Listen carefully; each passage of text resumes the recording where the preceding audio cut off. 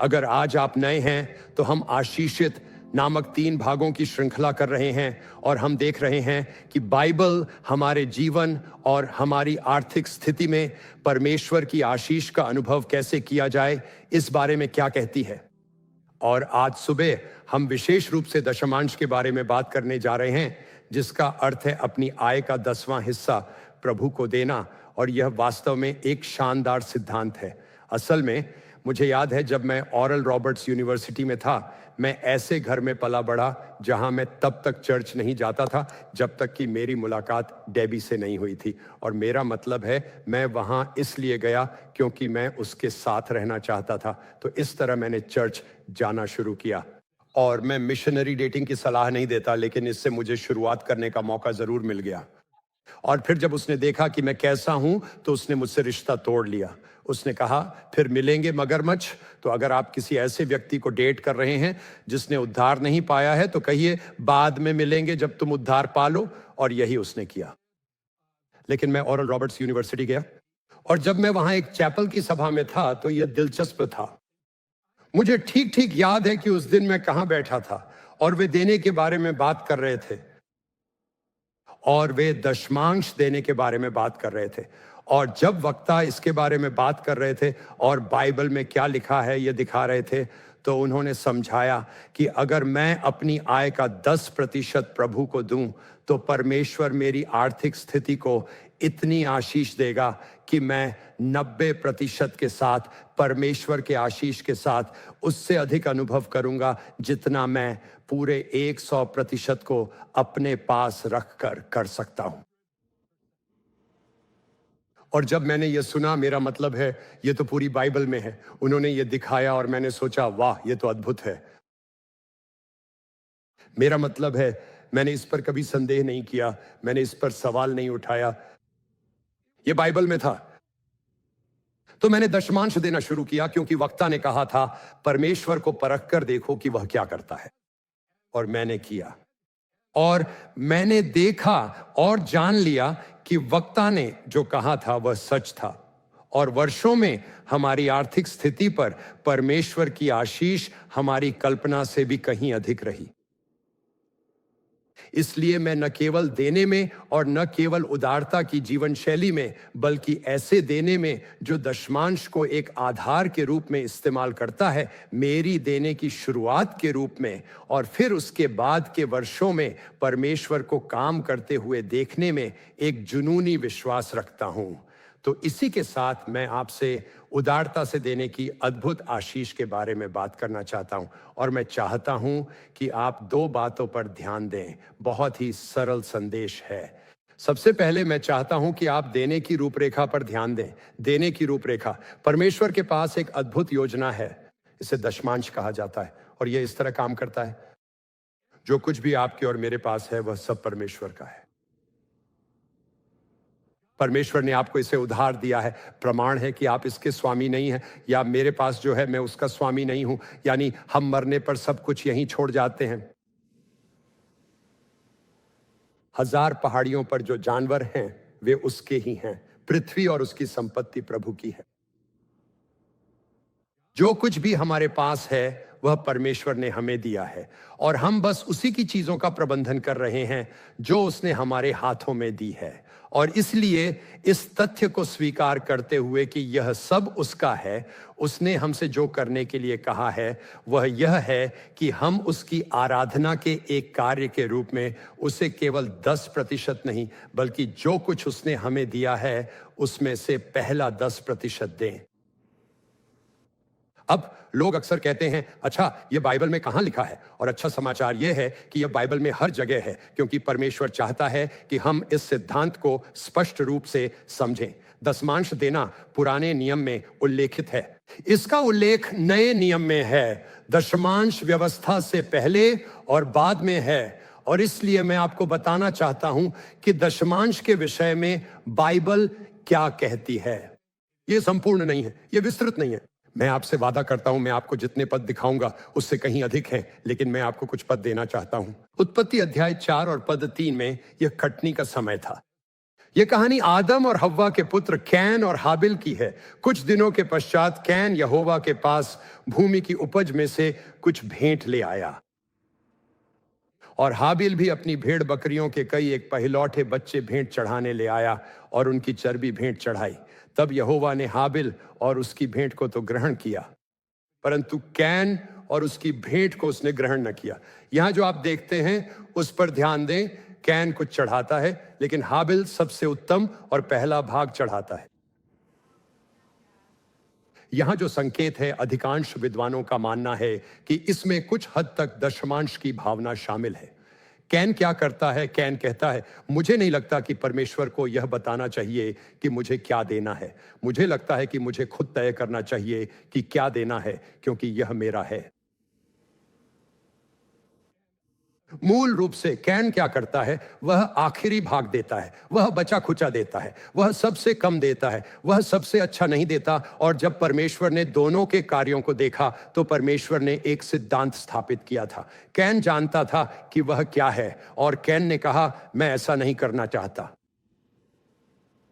तो होता यह है कि उसकी भेंट स्वीकार नहीं की जाती और कैन इस बात से क्रोधित हो जाता है। मुझे नहीं लगता कि यह न्याय संगत है, मुझे नहीं लगता कि यह सही है। और अब आगे पढ़िए कि क्या होता है। तब यहोवा ने कैन से कहा, तू क्यों क्रोधित हुआ? तेरे मुंह पर उदासी क्यों छा गई है? यदि तू भला करे तो क्या तेरी भेंट ग्रहण न की जाएगी? दूसरे शब्दों में, यह सोच कि मैं जो चाहता हूं वही करूंगा।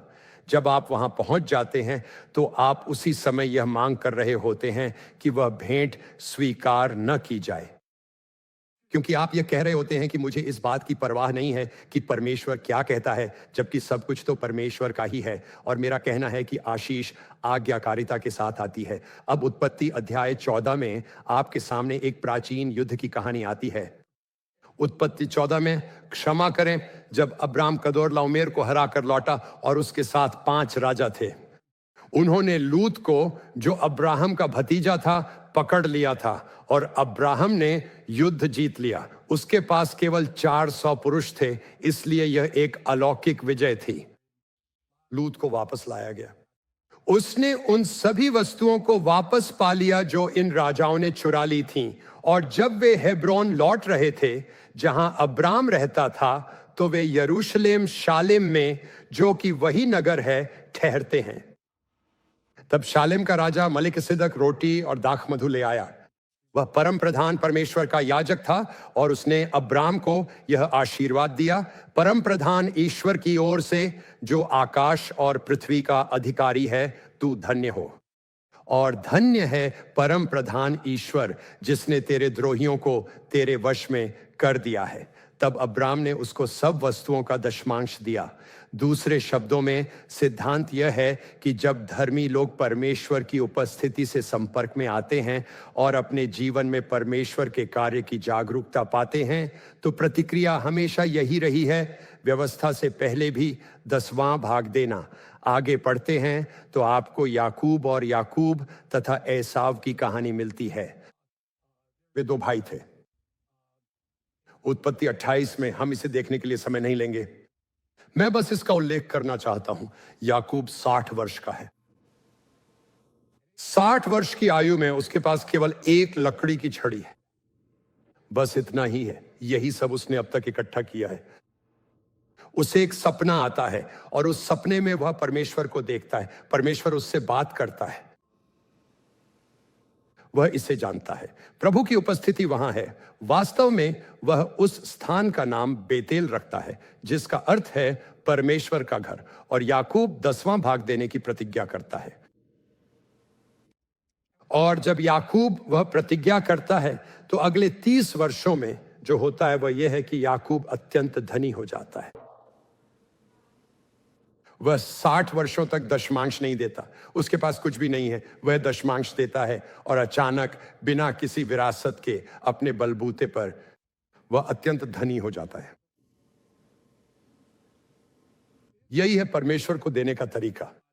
परमेश्वर ने इसे इसी तरह स्थापित किया है। लेव्य व्यवस्था अध्याय 27 में अब हम व्यवस्था पर आते हैं। और लेव्य व्यवस्था 27:30 में लिखा है, फिर भूमि की उपज का सारा दशमांश, चाहे वह भूमि का बीज हो चाहे वृक्ष का फल, वह यहोवा ही का है, वह यहोवा के लिए पवित्र ठहरे। तो यहां परमेश्वर यह सिद्धांत स्थापित करता है कि 10% यहोवा का होता है, और इसे उसी स्थान पर देना था जहां वे आराधना किया करते थे, ताकि वहां की सेवकाई संभव हो सके। लोग कहते हैं, देखिए बहुत सी सेवकाइयां हैं जिनका मैं सहयोग करना चाहता हूं और इसलिए मैं अपने दशमांश को बांटना चाहता हूं। ये ऐसे काम नहीं करता। दशमांश कलीसिया को दिया जाता है जहां आप आराधना करते हैं। इसके बाद यदि आप अन्य सेवकाइयों का सहयोग करना चाहते हैं तो वह बहुत अच्छा है, लेकिन वह दशमांश से परे है। दशमांश उसी कलीसिया को जाता है जहां आप आराधना करते हैं, और दशमांश देना तो उस व्यक्ति के लिए देने की शुरुआत भर है जो प्रभु से प्रेम करता है, क्योंकि जो व्यक्ति प्रभु से प्रेम करता है और समझता है कि प्रभु को देना कैसे काम करता है, वह जानता है कि दशमांश से शुरू होकर भी आप कभी भी परमेश्वर से अधिक नहीं दे सकते। यह एक सच्चाई है। मैं यह काम पिछले 40 से भी अधिक वर्षों से कर रहा हूं, और यह सच है, सच है, सच है, सच है, सच है। आप कभी भी परमेश्वर से अधिक नहीं दे सकते।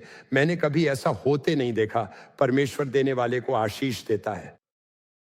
मलाकी में, जो कि पुराने नियम की अंतिम पुस्तक है, लोग परमेश्वर के निकट आना चाहते हैं। वे चाहते हैं कि परमेश्वर उनके पास रहे। और यहां परमेश्वर क्या कहता है? क्या मनुष्य परमेश्वर को लूट सकता है? पर तुम मुझको लूटते हो, और तो भी पूछते हो हमने किस बात में तुझे लूटा है? दशमांश और भेंटों में। क्या आपको पता है परमेश्वर यह कह रहा है कि दशमांश मेरा है, और जब तुम उसे अपने लिए रख लेते हो तो वह परमेश्वर से चोरी करने के समान है। मैं जानता हूं कि बहुत से लोगों को यह बात कठिन लगती है। कई बार लोग कहते हैं मुझे नहीं पता, मैं इस तरह से नहीं देख पाता। खैर, मुझे फर्क नहीं पड़ता कि आप इसे कैसे देखते हैं। बाइबल और परमेश्वर इसे उसी तरह देखते हैं। जो परमेश्वर का है वह उसे देना बेहतर है, बजाय इसके कि उसके ही हिस्से को अपने पास रखकर उससे चोरी की जाए। क्योंकि देखिए फिर क्या होता है, आप श्राप के अधीन आ जाते हैं। आप में से कुछ के पास कभी भी पर्याप्त नहीं होता। आप में से कुछ लोग अच्छी आमदनी कमाते हैं, लेकिन आपके जीवन पर प्रभु की आशीष नहीं है, और आपके धन पर भी नहीं, भले ही आपके पास धन है। क्यों? क्योंकि आप दशमांश नहीं देते, और आप उस आशीष या आनंद का अनुभव नहीं करते जो दशमांश देने के साथ आता है। क्योंकि तुम मुझे लूटते हो, वरन सारी जाति ऐसा करती है। वह कहता है, फिर पद 10 को देखें, सारे दशमांश भंडार में ले आओ। यही वह स्थान है जहां आप आराधना करते हो कि मेरे भवन में भोजन वस्तु रहे, ताकि परमेश्वर के घर अर्थात कलीसिया की आवश्यकताएं पूरी हों। और इसके बाद हम पढ़ते हैं कि सेनाओं का यहोवा यह कहता है कि ऐसा करके मुझे परखो। यह एकमात्र समय है जब परमेश्वर कहता है, मैं तुम्हें चुनौती देता हूं कि परख कर देखो कि तुम्हारी स्थिति में क्या होता है। देखो इसमें क्या लिखा है, सारे दशमांश भंडार में ले आओ कि मेरे भवन में भोजन वस्तु रहे। और सेनाओं का यहोवा यह कहता है कि ऐसा करके मुझे परखो कि मैं आकाश के झरोखे तुम्हारे लिए खोलकर तुम्हारे ऊपर अपरंपार आशीष की वर्षा करता हूं कि नहीं।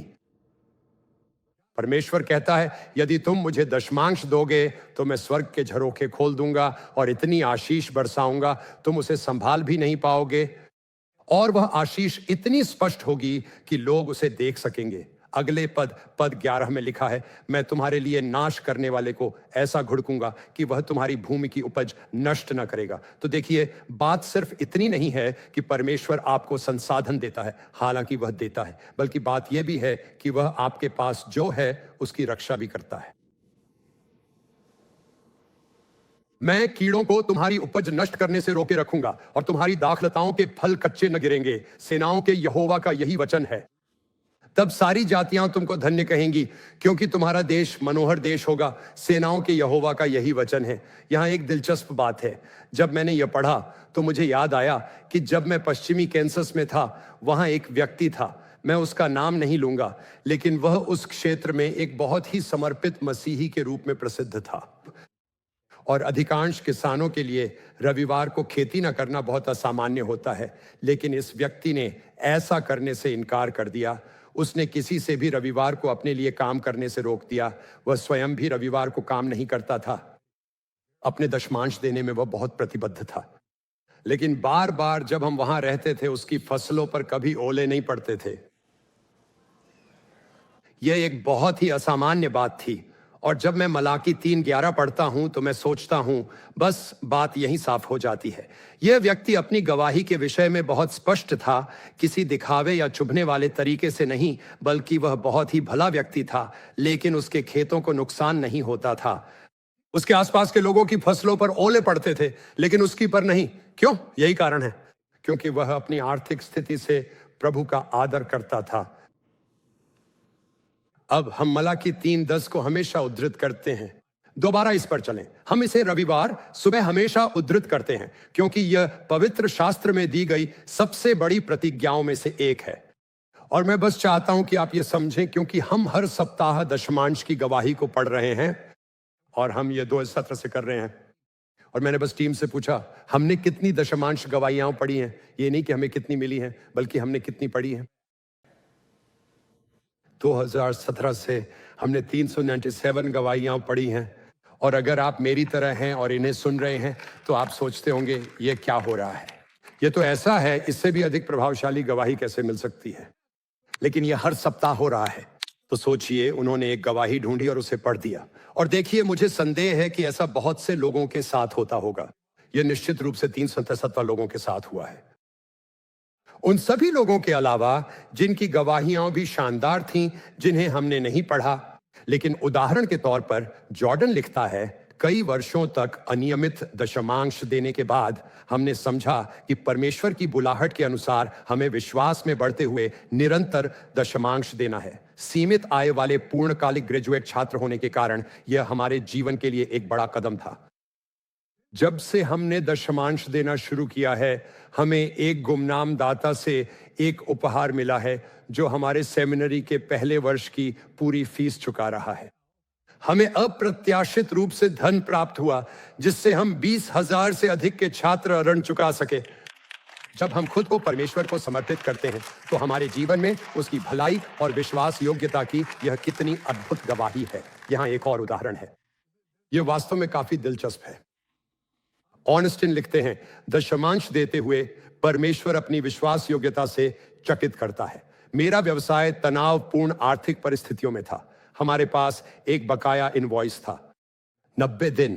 क्लाइंट ने कहा वे इसे चुकाएंगे, लेकिन वह सौदा मुश्किल में था और वे पूरी तरह चुप हो गए थे। दूसरे एक और ग्राहक था जो एक बहुत बड़े इनवॉइस को लेकर हमें लंबे समय से लटका रहा था और एक बड़ी रकम का भुगतान रोके हुए था।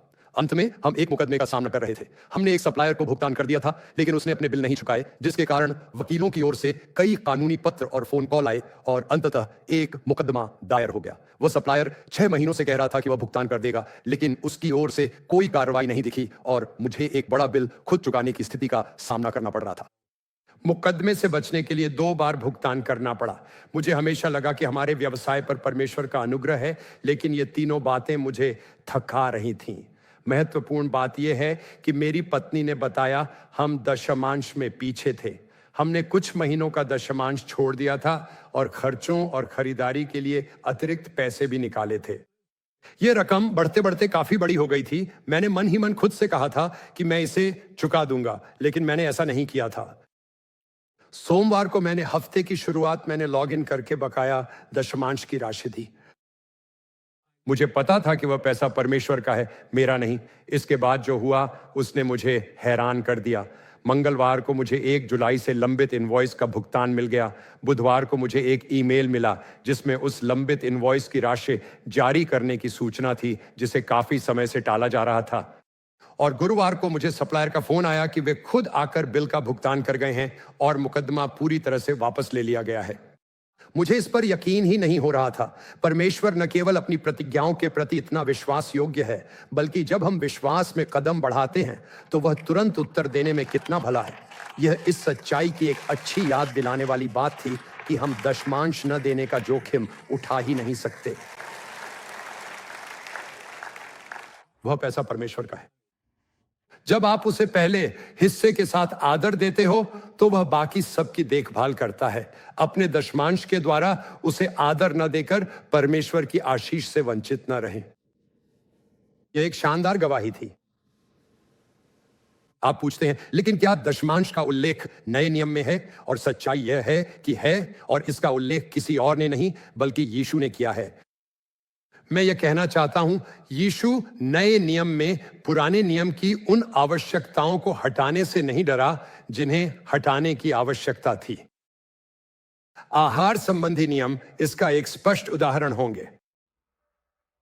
लेकिन जब यीशु मत्ती अध्याय 23 में बात करते हुए कहता है, हे कपटी शास्त्रियों और फरीसियों, तुम पर हाय, तुम पोदीने और सौंफ और जीरे का 10वां अंश तो देते हो, परंतु तुमने व्यवस्था की गंभीर बातों को अर्थात न्याय और दया और विश्वास को छोड़ दिया है। हाँ, तुम्हें दशमांश देना चाहिए, लेकिन अधिक महत्वपूर्ण बातों की उपेक्षा नहीं करनी चाहिए। अब सिर्फ इसलिए कि दशमांश सबसे महत्वपूर्ण बात नहीं है, इसका यह अर्थ नहीं कि वह महत्वपूर्ण नहीं है। लेकिन यहां वे इतने सावधान हैं कि अगर आप कल्पना कर सकें, वे बीज लेते हैं, 10 बीज गिनते हैं और परमेश्वर को उसका एक बीज देते हैं। और यीशु यह नहीं कहता कि यह तो मैंने अब तक की सबसे बेवकूफी भरी बात सुनी है। वो कहता है, तुम्हें यह करना चाहिए, बस लोगों से प्रेम करना और दयालु होना ना भूलो। वह फिर वही बात कहता है, हे कपटी शास्त्रियों और फरीसियों, तुम पर हाय, तुम पोदीने और सौंफ और जीरे का 10वां अंश तो देते हो, परंतु तुमने व्यवस्था की गंभीर बातों को अर्थात न्याय और दया और विश्वास को छोड़ दिया है। तुम्हें दशमांश देना ही चाहिए, परंतु उन अधिक महत्वपूर्ण बातों को नहीं छोड़ना चाहिए। तुम कहते हो हम अनुग्रह के अधीन, व्यवस्था के नहीं, तो यीशु दशमांश का समर्थन करता है। और अगर अनुग्रह की बात करें, अगर व्यवस्था कहती है कि 10% दो, और सच कहें तो व्यवस्था तो इससे कहीं अधिक देने को कहती है। व्यवस्था को आप जिस तरह से पढ़ते हैं उसके अनुसार यह आपके आय का लगभग 23% से 30% तक निकल सकता है, जो वे विभिन्न भेंटों के रूप में परमेश्वर को देते थे। लेकिन अगर व्यवस्था 10% कहती है तो हम सबसे कम संख्या ही मान लें, तो फिर अनुग्रह कितना अधिक योग्य होगा? मेरा मतलब है, हम तो परमेश्वर को बिल्कुल अलग और कहीं अधिक गहरे तरीके से जानते हैं। हमारे पास बाइबल है, हम जानते हैं, और इसीलिए परमेश्वर कहता है मुझे 10% दो। लोग कभी कभी मुझसे पूछते हैं, क्या मैं कुल आमदनी से दूं? क्या मैं सकल आमदनी से दूं? और मैं आमतौर पर मजाक में कहता हूं, अच्छा, क्या आप कुल आशीष चाहते हैं या सकल आशीष?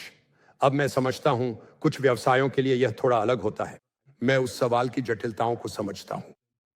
मैं बस इतना कह रहा हूं कि जितना हो सके उदार बनो और देखो कि परमेश्वर आपको कैसे आशीष देता है। तो यही रूपरेखा है। परमेश्वर ने इसे पवित्र शास्त्र में स्पष्ट रूप से कहा है। अब मैं जो करना चाहता हूं वह यह है कि शेष समय, क्योंकि मुझे यह बहुत शानदार लगता है, देने की आशीष के बारे में बात करने में लगाऊं। परमेश्वर कभी किसी पुरुष या महिला का कर्जदार नहीं रहेगा। कोई नहीं कह सकेगा कि मैंने परमेश्वर को दिया और उसने मुझे नहीं संभाला। ऐसा कभी नहीं होता। दाऊद कहता है, मैं जवान था, अब बूढ़ा हो गया हूं, लेकिन मैंने कभी धर्मी को त्यागा हुआ नहीं देखा, या उनके वंशजों को रोटी के लिए भीख मांगते नहीं देखा। पवित्र शास्त्र का एक अटल सत्य यह है कि जब हम देते हैं तो यह हमारे जीवन में परमेश्वर की आशीष के द्वार खोलता है। 2 कुरिन्थियों में पौलुस प्रेरित कुरिन्थियों को लिख रहा और वह उन्हें प्रोत्साहित कर रहा है और वे दे रहे हैं, और वह यह समझाने के लिए कटनी के नियम का उपयोग करता है कि किसी व्यक्ति के जीवन में देना कैसे कार्य करता है और यह किस प्रकार परिणाम लेकर आता है। उनके जीवन पर परमेश्वर की आशीष, एक उदार आशीष आती है। इस नियम को कटनी का नियम कहा जाता है। मैं बस इतना कहना चाहता हूं, कटनी का नियम बिल्कुल गुरुत्वाकर्षण के नियम जैसा है। आप इससे सहमत नहीं हो सकते, आपको इसे पसंद नहीं कर सकते, लेकिन अगर आप अपनी छत से कूदेंगे तो आप नीचे ही गिरेंगे, ठीक है? दशमांश देना आपको यह पसंद नहीं आ सकता, आप इससे सहमत नहीं हो सकते, लेकिन यह कायनात में लिखा गया है। यह लिखा गया था। आप पूछते हैं, यह कब हुआ था? खैर, परमेश्वर ने इसे नूह के साथ फिर से स्थापित किया था। उसने कहा, जब तक यह पृथ्वी है तब तक बीज बोने और फसल काटने का समय रहेगा। आप बोएंगे और आप फसल काटेंगे। जो आप बोएंगे वही आप काटेंगे। इसे ही कटनी का नियम कहा जाता है। अब इसे 2 कुरिन्थियों अध्याय 9 में देखें। परंतु बात यह है, जो थोड़ा बोता है वह थोड़ा काटेगा भी, और जो बहुत बोता है वह बहुत काटेगा। अब मैं बस इतना कहना चाहता हूं, कटनी का नियम यही है कि जो आप बोते हैं वही आप काटते हैं। तो परमेश्वर का धन्यवाद है, मैं एक खेत में पला बड़ा हूं, और अगर मेरे पिताजी ने मक्का बोया तो उन्हें गेहूं नहीं मिला। अगर हमारे बगीचे में जो बहुत बड़ा था उन्होंने तरबूज के बीज बोए तो उन्हें फूल गोभी नहीं मिली। एक बार जब आप बो देते हैं तो आप काटते हैं। तो यह सच है, कटनी का नियम सच है। यदि नीति वचन का लेखक कहता है कि यदि कोई व्यक्ति मित्र चाहता है तो उसे अपने आप को क्या दिखाना चाहिए? मिलनसार। यदि मैं मित्रता बोता हूं तो मैं मित्रता ही काटूंगा, है ना? अगर मैं दयालुता बोता हूं तो मैं दयालुता ही काटूंगा। अगर मैं पैसा बोता हूं तो मैं पैसा ही काटूंगा। अब यहीं पर बहुत से लोग सोचते हैं, खैर आप जानते हैं मुझे इस पर पूरी तरह यकीन नहीं है। मैं मानता हूं कि परमेश्वर बहुत से तरीकों से आशीष देता है। ठीक है, मैं इस बात पर आपसे बहस नहीं करूंगा कि वह ऐसा करता है, लेकिन यह कहना कि इसका कोई महत्व नहीं है या यह सच नहीं है, वैसा ही है जैसे यह कहना कि मैं कभी कभी खरबूजे का बीज बोता हूं और मुझे अचार मिल जाता है या खीरे उगाते हैं। इसका कोई मतलब नहीं बनता। तो आप वही काटते हैं जो आप बोते हैं। पौलुस, अपना पैसा देना जमीन में बीज बोने जैसा है, और बीज हमेशा फसल लेकर आएगा। अगर आप पैसा बोते हैं तो आप पैसा ही काटेंगे। तो फसल के नियम के अनुसार जो आप बोते हैं वही काटते हैं। यह भी कहता है कि आप बोने के बाद ही काटते हैं। तो इसे देखिए, 2 कुरिन्थियों 9:6। परंतु बात यह है, जो थोड़ा बोता है वह थोड़ा काटेगा भी। बोना काटने से पहले होता है, और जो बहुत बोता है वो बहुत काटेगा। आपको पहले बोना ही होगा। कई बार, और मैं यह क्यों कह रहा हूं, क्योंकि कभी कभी लोग कहते हैं जब परमेश्वर मुझे यह देगा तब मैं यह दूंगा। लेकिन कोई किसान ऐसा नहीं कहता। अगर वे ऐसा कहें तो वे कंगाल हो जाएंगे। कोई किसान नहीं कहता जब मुझे फसल मिलेगी तब मैं बीज बोऊंगा। नहीं, आपका पहले बोना होता है और इसके लिए विश्वास चाहिए। किसान को यह विश्वास होता है कि जब वह बीज भूमि में बोता है तो उसे फसल मिलेगी। अब सुनिए, जब आप दशमांश देते हैं, जब आप दान करते हैं, तो यह विश्वास रखें कि देने से आपको कोई नुकसान नहीं होगा। विश्वास रखो और कहो, परमेश्वर मैं बो रहा हूं। तेरा वचन कहता है कि जिस माप से मैं देता हूं उसी माप से मुझे वापस दिया जाएगा। लूका अध्याय 6:28। यदि मैं बोऊंगा तो मैं काटूंगा, यदि मैं दूंगा तो मैं तुझसे ही उसका फल पाऊंगा। तो एक किसान अगर उसे फसल चाहिए तो वह जानता है कि उसे बीज बोना होगा, और बीज बोने के लिए उसे काफी पैसा खर्च करना पड़ेगा।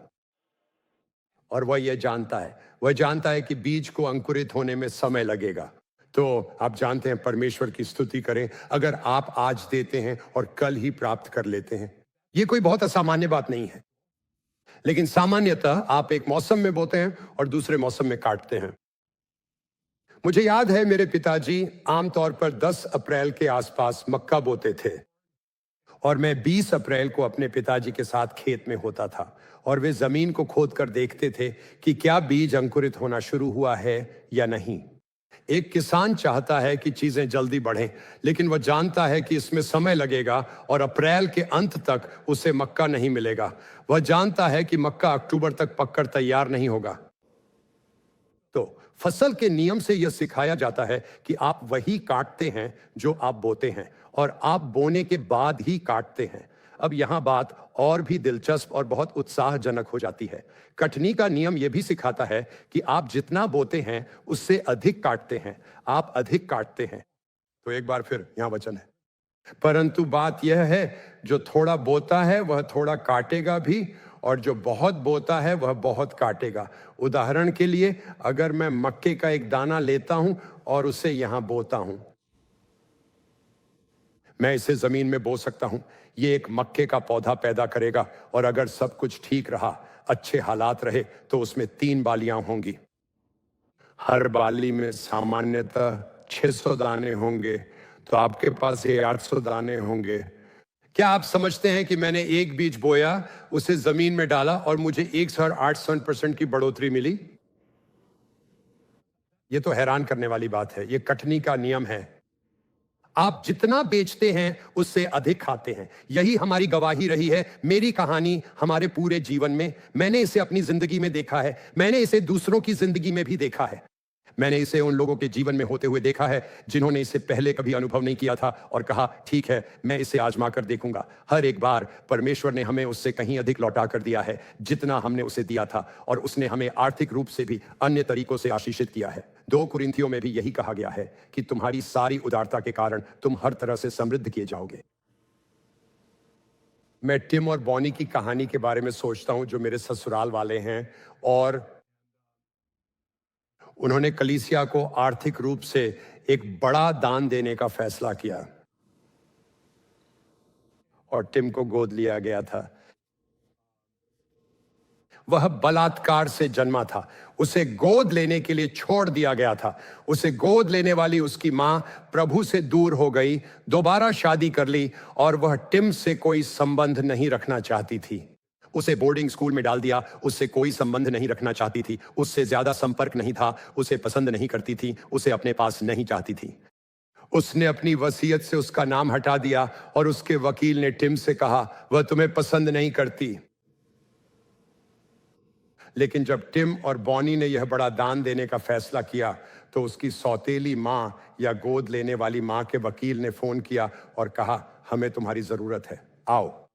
क्योंकि उसने टिम को संपत्ति का निष्पादक बनाया था, लेकिन उसे बता दिया था कि तुम्हें कुछ नहीं मिलेगा, तुम बस यह सुनिश्चित करो कि बाकी सबको मिल जाए। हमें तुम्हारी जरूरत है कि आओ और अपनी मां की संपत्ति का वितरण करो, और याद रखना, तुम्हें कुछ नहीं मिलेगा, यही वकील ने कहा था। लेकिन जब वे नर्सिंग होम में उसकी दत्तक मां से मिलने गए और वकील उससे सवाल पूछ रहा था, वकील और टिम दोनों की हैरान हो गई, क्योंकि उसने आखिरकार कहा, मैंने अपना मन बदल लिया है। मैं टिम को संपत्ति का बराबर हिस्सा देना चाहती हूं, जिसकी कीमत $10,000 है, और इसी प्रक्रिया में उसकी मृत्यु से पहले परमेश्वर ने उनको संबंध को फिर से जोड़ दिया।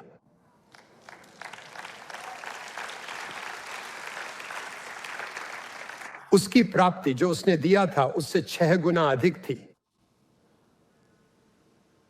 सुनिए 2 कुरिन्थियों 9:6, परंतु बात यह है, जो थोड़ा बोता है वह थोड़ा काटेगा भी, और जो बहुत बोता है वह बहुत काटेगा। तो कटनी के नियम से यह सिखाया जाता है कि आप वही काटते हैं जो आप बोते हैं। आप बोने के बाद काटते हैं, आप जितना बोते हैं उससे अधिक काटते हैं, और चौथी बार आप जितना बोते हैं उसके अनुसार काटते हैं। आप और मैं अपनी फसल के आकार का निर्धारण करते हैं। आप कहेंगे, अरे मुझे तो लगा कि यह परमेश्वर करता है। नहीं, हम ही हैं जो इसका निर्धारण करते हैं। अगर आप थोड़ा बोएंगे तो थोड़ा ही काटेंगे, अगर आप अधिक बोएंगे तो अधिक काटेंगे। न्यू लिविंग अनुवाद कहता है कि जो उदारता से बोता है उसे उदार फसल मिलेगी। अब फिर से मैं आपको खेती की बातें सुनाकर बोर नहीं करना चाहता, लेकिन यही तरीका है। तो जहां हम बड़े हुए वहां ऐसा नहीं था जैसा कि आयोवा में है, जहां यकीनन उपज बेहतर होती है, और कभी कभी फुटबॉल भी, लेकिन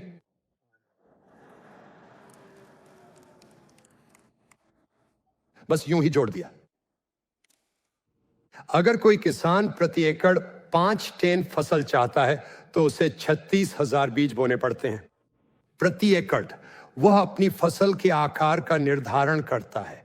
36,000 दाने प्रति एकड़ 1,80,00,000 दाने पैदा करेंगे। सोचिए ये कितना अद्भुत है। 36,000 बहुत ज्यादा लगता है जब तक आप 1.25 करोड़ के बारे में नहीं सोचते। किसान अपनी फसल का निर्धारण करता है।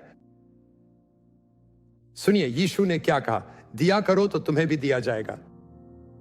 लोग पूरा नाप दबा दबा कर और हिला हिला कर और उभरता हुआ तुम्हारी गोद में डालेंगे, क्योंकि जिस नाप से तुम नापते हो उसी से तुम्हारे लिए भी नापा जाएगा। अब इस पर ध्यान दीजिए, आप जितना देते हैं वही यह निर्धारित करता है कि आपको कितना मिलेगा। अब मैं इसे समझाना चाहता हूं और इसके लिए मुझे किसी की सहायता चाहिए। तो एन्ना, क्यों ना तुम यहां आ जाओ। आइए, एन्ना के लिए तालियां बजाएं। आ जाओ एन्ना, यहां आओ। तो एन्ना और उसका परिवार वह यहां जेम्स रिवर में पली बड़ी ही। तुम बचपन से ही जेम्स रिवर आती रही हो, है ना? हाँ, और एन्ना के हाथ में एक अंगूठी है, इस पर गौर करें। चलो भी, तुम्हारी शादी में कितने दिन बचे हैं? 48।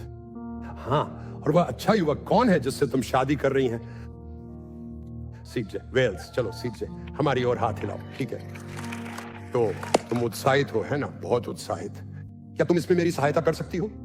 क्या तुम्हें पता था कि तुम इसमें मेरी सहायता करोगी? ठीक है, तुम्हें तो बिल्कुल भी पता नहीं था, है ना? तो मुझे इसमें तुम्हारी सहायता चाहिए होगी। और मैं क्या करने जा रहा हूं, मेरे पास यहां एक छोटा सा मक्का का दाना है और मैं इसे एन्ना को देने जा रहा हूं। क्योंकि देखो, परमेश्वर हम में से हर किसी को कुछ ना कुछ देता है। कुछ लोगों के पास शायद एक से अधिक मक्का के दाने हो सकते हैं, लेकिन हर किसी के पास कम से कम एक तो होता ही है। हर किसी के पास कुछ ना कुछ होता है जिसे वे लगा सकते हैं, जिसे वे बो सकते हैं। तो एन्ना, अपना हाथ ऐसे आगे बढ़ाओ। अब मैं इसे तुम्हारे हाथ में रखने जा रहा हूं और मैं चाहता हूं कि तुम अपना हाथ बंद कर लो और अपना हाथ मत हिलाना। मैं नहीं चाहता कि तुम इसे गिरा दो, तुम्हें इसे मजबूती से पकड़े रखना है, ठीक है? तो अब एन्ना के हाथ में मक्का का दाना है। अगर एन्ना इसे पकड़े रहती है, उस दाने में यह बनाने की क्षमता है। अगर वह इसे बो देती है तो उसके पास 1800 दाने हो सकते हैं। लेकिन जब तक वह इसे पकड़े रहेगी तब तक यह एक भी चीज पैदा नहीं करेगा। असल में यह मर जाएगा, उसके पास और अधिक नहीं होगा। अगर वह इसे पकड़े रहेगी तो उसके पास क्या होगा? कम। बाइबल कहती है कुछ लोग देते हैं और उनकी बढ़ती ही होती है। कुछ लोग ऐसे भी हैं जो देना चाहिए उससे कम देते हैं और उनकी घटी होती है, उनके पास पर्याप्त नहीं होता। और फिर से जो माप वह इस्तेमाल करती है वही माप उसके पास वापस आएगा। अब बहुत से लोगों के साथ यही होता है। परमेश्वर उन्हें बीज देता है, लेकिन वे सोचते हैं मेरे पास तो सिर्फ एक ही बीज है, मेरे पास बहुत सारे बीज नहीं हैं और मुझे इसे संभाल कर रखना है। और इसलिए वे जोखिम नहीं उठाएंगे इसे देने का। वे इसे बोएंगे नहीं, वे इसे अपने पास ही रखेंगे। और परमेश्वर वहां इस तरह बैठा हुआ है और वह उन्हें आशीष देना चाहता है, लेकिन परमेश्वर की आशीष उनके हाथ में पहुंच ही नहीं पाती। क्यों? क्योंकि उनकी मुट्ठी बंद है। वे इसे पकड़े हुए हैं क्योंकि वे सोचते हैं मेरे पास तो बस एक ही है। लेकिन देखिए, परमेश्वर मानो कहता है मेरे पास तुम्हारे लिए बहुत कुछ और है, तुम बस मुझ पर भरोसा कर लो तो मैं तुम्हें कहीं अधिक दे सकता हूं। लेकिन वे इतने डरे हुए होते हैं कि कहीं जो उनके पास है वह खो न जाए।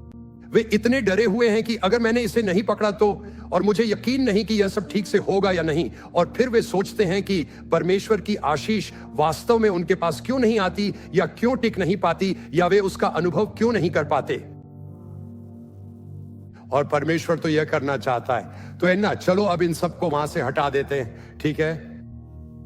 इन सबको हटा दो। तो अन्ना के स्वेटर पर उसका एक बीज रह गया है, उसके पास उसका एक बीज है।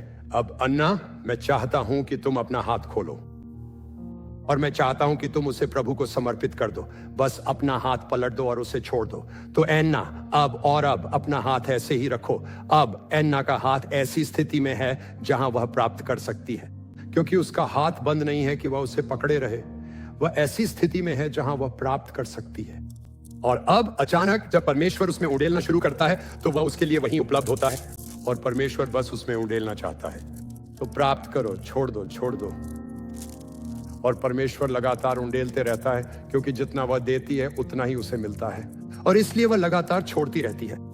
और तब परमेश्वर कहता है, क्या तुम्हें पता है मेरे पास तुम्हारे लिए उससे कहीं अधिक है जितना तुम समझती हो।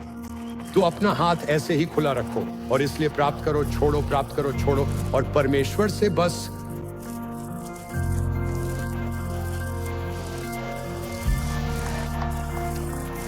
प्राप्त करो, छोड़ो, और ये कभी रुकता नहीं है। प्राप्त करो, छोड़ो, प्राप्त करो, छोड़ो, प्राप्त करो, छोड़ो। और परमेश्वर बस उड़ेलना चाहता है, लेकिन अगर हमारा हाथ बंद है तो वह उंडेल नहीं सकता। प्राप्त करो, छोड़ो, प्राप्त करो, छोड़ो, और जितना ज्यादा वह देती है उतना ही ज्यादा बाहर आता है, और यह लगातार होता रहता है, होता रहता है, होता रहता है। और अब क्या होता है कि उसने चीजों को परमेश्वर को सौंपना सीख लिया है, तो अब वह और भी ज्यादा खुली है, जैसे कि खुले हाथों से जीना, और फिर वह दोनों हाथों को एक साथ जोड़ती है और उन्हें सीधा ऐसे ही रखती है। और परमेश्वर वह बस उस पर लगातार चीजें उंडेलते रहना चाहता है। तो वह क्या करता है? वह कहता है यह एन्ना है, और एन्ना कटनी के नियम को समझती है। वह समझती है कि चीजों को छोड़ना उन्हें अपने पास रखने से बेहतर है, और इसलिए मैं उस पर भरोसा कर सकता हूं कि मैं उसे आशीष दूं। तो प्राप्त करो, छोड़ो, प्राप्त करो, छोड़ो, और वो और अधिक देता है। क्योंकि जानते हो क्यों? वह एक ऐसा परमेश्वर है जो हमारी सोच या मांगने से भी अधिक कर सकता है। प्राप्त करो, छोड़ो, प्राप्त करो, छोड़ो, प्राप्त करो, छोड़ो, और वह इसे उंडेलता है, और वह इसे उंडेलता है, और वह इसे उंडेलता है, और वह इसे उंडेलता है। चलो भी, धन्यवाद। आप बस एक क्षण के लिए खड़े रह सकते हैं। मैं आपको यह दिखाना चाहता हूं कि आपको देने से डरने की जरूरत नहीं है। यह कटनी का नियम है। यह आपसे बड़ा है। यह कटनी का नियम है। मैं दाऊद के साथ कहता हूं, मैं जवान था लेकिन अब बूढ़ा हो गया हूं, और मैंने कभी धर्मी को त्यागा हुआ या उसके वंश को रोटी के लिए भीख मांगते नहीं देखा। मैं 18 साल का था जब मैं ओरल रॉबर्ट्स यूनिवर्सिटी के चैपल में बैठा था, और मैंने कटनी के नियम और दशमांश के बारे में संदेश सुना, और मैंने कहा यह तो बहुत अद्भुत है, कौन सही दिमाग में इसे नहीं करेगा? और मैंने कहा मैं इसे करना शुरू करूंगा। मैंने ये अपनी जीवन भर किया है। और फिर भी यहां जो होता है वह यह है कि फिर से दशमांश अंत नहीं है, ये तो शुरुआत है। क्योंकि याद रखिए, अगर मैं कम बोता हूं तो मैं कम ही काटूंगा, अगर मैं उदारता से बोता हूं तो मैं उदारता से ही काटूंगा। जिस माप से मैं देता हूं उसी माप से मुझे वापस मिलता है। तो हम पश्चिमी कनसास गए, और मैंने नॉर्थ सेंट्रल यूनिवर्सिटी से एक दंपति को हमारे जवानों के पास्टर के रूप में नियुक्त किया। जब मैं उनसे बात कर रहा था तब उन्हें वहां आए हुए बस कुछ ही हफ्ते हुए थे। हम देने के विषय में बात कर रहे थे, और वे कहते हैं हाँ, हम अपनी आय का 20% देने वाले हैं। मैंने कहा क्या कहा आपने? वे बोले हाँ, हमने बस तय कर लिया। आप जानते हैं 10 तो आधार है, हम 20% देते हैं। खैर, मुझे पता था कि मैं उन्हें कितना वेतन दे रहा हूं, और मैं सोच रहा था तुम यह कैसे कर लेते हो? और वे कहते हैं परमेश्वर बस हमें आशीष देता है, परमेश्वर बस हमें आशीष देता है। तो जैसे ही अचानक मैं इस बारे में सोचने लगा, और मैं सोचने लगा रुको जरा, ये सही है। और मैं उनके जीवन को देख रहा था, और मैं उन पर परमेश्वर की आशीष को देख रहा था, और मैं सोच रहा था ठीक है, मैं भी ऐसा ही करूंगा। और इसलिए मैं सीधे 20% पर नहीं पहुंचा। लेकिन आप जानते हैं, जैसा दाऊद ने पिछली बार कहा था, लोगों को इस तरह सोचना चाहिए कि आप कभी भी परमेश्वर से अधिक नहीं दे सकते। और देने में ऐसी गहरी खुशी होती है, देना लेने से कहीं अधिक धन्य होता है। जितना धन्य पाना होता है उससे भी बढ़कर देना होता है। तो डेब्बी और मैं क्या करते हैं कि हम हर साल कलीसिया को अपनी दी जाने वाली राशि को देखते हैं। अब जाहिर है हम मिशनों को भी देते हैं। हमने पिछले वर्ष एक कलीसिया के क्षेत्र से बाहर थी, और हमें पता था कि वे कठिन समय से गुजर रहे हैं, तो हमने उनके लिए कुछ महत्वपूर्ण किया। परमेश्वर ने बस हमारे हृदय को छू लिया। हमें लगा कि हमें ऐसा करना चाहिए, और यह उनके लिए भी और हमारे लिए भी एक बहुत अर्थपूर्ण बात साबित हुई। लेकिन हर वर्ष मैं बस यही कहता हूं, मैं केवल कलीसिया को दशमांश ही नहीं देना चाहता। और इसलिए जब मैं यहाँ इस समूह से बात करता हूँ तो मुझे यह एहसास होता है कि आप में से कुछ लोग ऐसे हैं जिन्होंने कभी दशमांश नहीं दिया है, और यह विश्वास का एक बड़ा कदम है। मैं इसे समझता हूँ। मैं बस आपको प्रोत्साहित करना चाहता हूँ कि आप इसमें कदम रखें, इसे आजमाएं। देखिए क्या होता है। आप कहते हैं मैं इसे वहन नहीं कर सकता। आप जानते हैं आप इसे न करने का जोखिम नहीं उठा सकते, और देखिए परमेश्वर क्या करेगा, बस देखिए वह क्या करता है। और आप में से कुछ और लोग ऐसे हैं जो पहले से ही दशमांश देते हैं, लेकिन अक्सर ऐसा होता है कि आप सोचते हैं खैर दशमांश देने के बाद मैं अपना पैसा 1000 और जगहों पर दे देता हूं। और मैं आपको प्रोत्साहित करना चाहता हूं कि आप इस बारे में सोचें कि आप कलीसिया को दिए जाने वाले अपने दान को धीरे धीरे कैसे बढ़ा सकते हैं। तो जैसे डेबी और मैं करते हैं, और सच कहूं तो मुझे अपना लक्ष्य बताते हुए थोड़ा असहज लगता है। मैं 1990 में एक व्यक्ति से मिला था जिनका मैं बहुत सम्मान करता हूं। वे एक प्रचारक थे। मैंने उनसे पूछा, आपका लक्ष्य क्या है? उन्होंने कहा, मेरा लक्ष्य अपनी आय का 50% देना है। और मैं हैरान था, यह कैसे संभव है? उन्होंने कहा, यह कटनी के नियम जैसा है। और जब मैंने यह सुना तो मैंने सोचा, मैं भी इसे आजमाऊंगा, और इसलिए मैं हर वर्ष प्रभु से प्रार्थना करता हूं। तो हम हर वर्ष सोचते हैं कि मैं कैसे अधिक दूं। हम देखते हैं कि परमेश्वर हमारे धन में ऐसे काम करते हैं जिससे यह संभव हो पाता है, क्योंकि परमेश्वर इसका सम्मान करता है। तो आप जानते हैं, मैं ये नहीं कह रहा कि आपको भी ऐसा ही करना चाहिए। मैं ये नहीं कह रहा हूं, मैं कह रहा हूं कि इससे मुझे प्रेरणा मिली। और आप में से कुछ लोग हैं और आप वास्तव में कलीसिया की सहायता कर सकते हैं। दशमांश देने के बाद अपना पैसा 1000 दूसरी जगहों पर भेजने के बजाय सच में यह कहिए, मैं कलीसिया के लिए अपना दशमांश बढ़ाने जा रहा हूं। मैं यह नहीं कह रहा कि दूसरी जगह दान न करें। डेबी और मैं दूसरी जगह दान करते हैं, लेकिन मैं ये कह रहा हूं कि सच में दशमांश के अलावा भी कलीसिया को अपने देने का एक महत्वपूर्ण हिस्सा बनाएं, अपने दशमांश से आगे भी। मैं आपसे कह रहा कि इसके लिए अगले 12 महीने प्रार्थना करें। कहें कि मैं और अधिक करूंगा, मैं और अधिक दूंगा। डेबी और मैं ऐसा क्यों करते हैं? इसका कारण यह है कि हम हर सप्ताह देखते हैं कि क्या हो रहा है। पिछले रविवार को एक मजेदार बात हुई, मैं यहीं समाप्त करूंगा। पिछले रविवार डेविड प्रचार कर रहा था, तो मैंने पहली सभा सुनी। फिर हमने संदेश के बारे में थोड़ी बात की, जैसा कि वह मेरे साथ करता है जब मैं प्रचार करता हूं या ब्रैंडन करता है। तो फिर मैं लोगों से बात कर रहा था।